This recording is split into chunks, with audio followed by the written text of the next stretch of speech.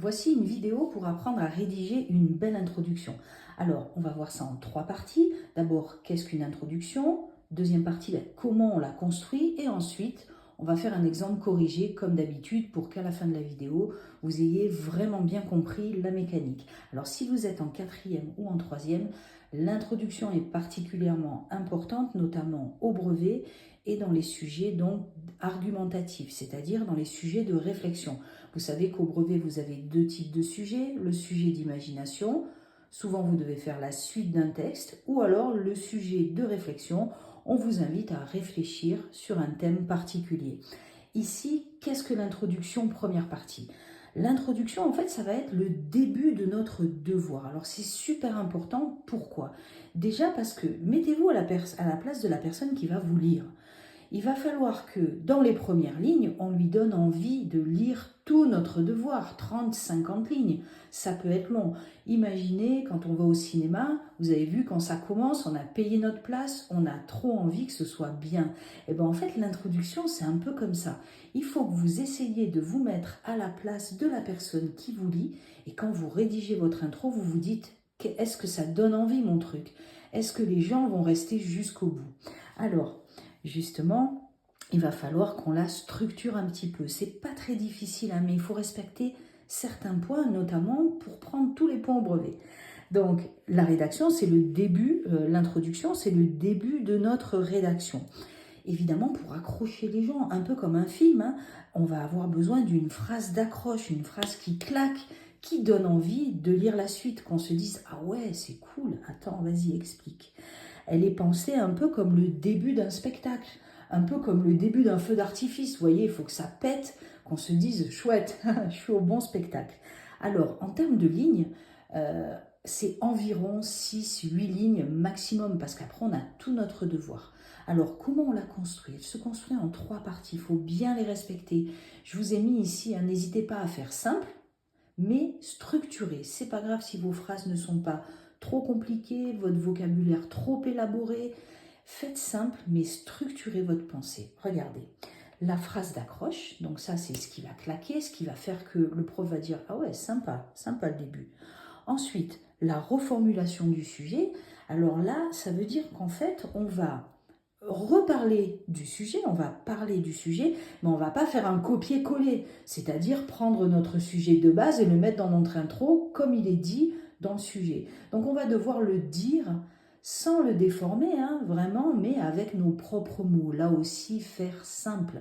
Si vous avez beaucoup de choses à dire, faites 2 petites phrases au lieu de faire une longue phrase qui souvent ne veut pas dire grand-chose à la fin.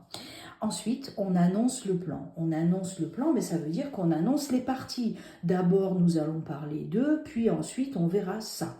Voilà, ça se passe comme ça. Alors, concrètement, on va se mettre dans le vif de l'action. Je vais vous donner un sujet. Alors, un sujet pas très compliqué, assez sympa, qu'on ne se prenne pas trop la tête, mais surtout que vous compreniez. Voilà, ça, c'est super important. Donc voilà le sujet. Faut-il offrir un téléphone portable à un enfant qui entre au collège? Alors là, c'est vraiment un sujet de base de nos jours. Hop, et je vais vous aider avec des petites phrases pour annoncer le plan.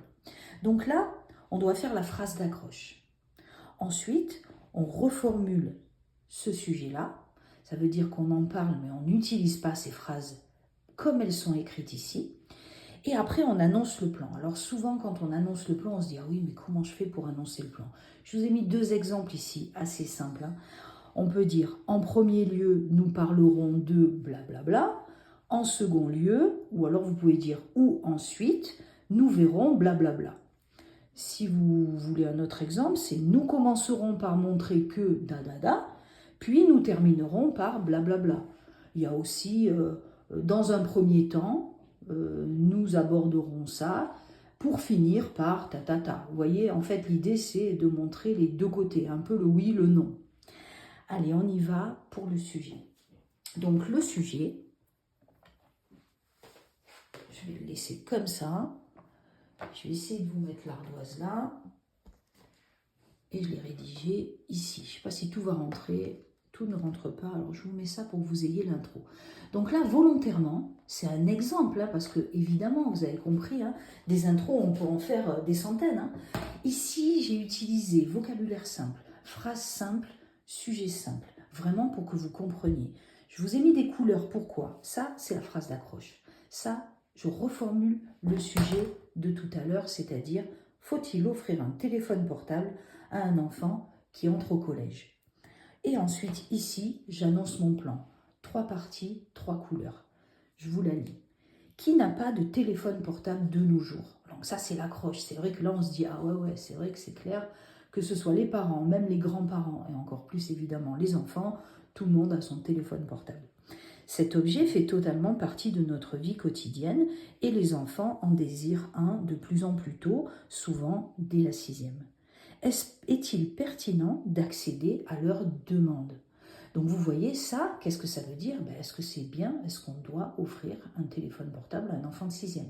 C'est ma façon, ici, très très simple, de poser cette question, mais différemment, tout simplement. Donc là, qu'est-ce qu'on va dire au prof? Qu'est-ce qu'on va montrer à la personne qui nous lit? On va lui dire, attends, regarde, nous, on va t'expliquer ça en 2 parties. Comme ça, au moins, à la base, on sait déjà ce qu'on va trouver dans notre copie. Ça plaît beaucoup. On y va. Nous tenterons de répondre à cette question en commençant par aborder les principaux avantages, donc là, les côtés positifs, vous avez compris, pour finir par les limites et les dérives possibles. Et oui, tout ce qui craint un petit peu sur les réseaux, sur Internet, etc. Donc voilà, vous avez vu, ici, vous avez l'exemple d'une introduction qui marque tous les points, qui est très très simple et bien structurée.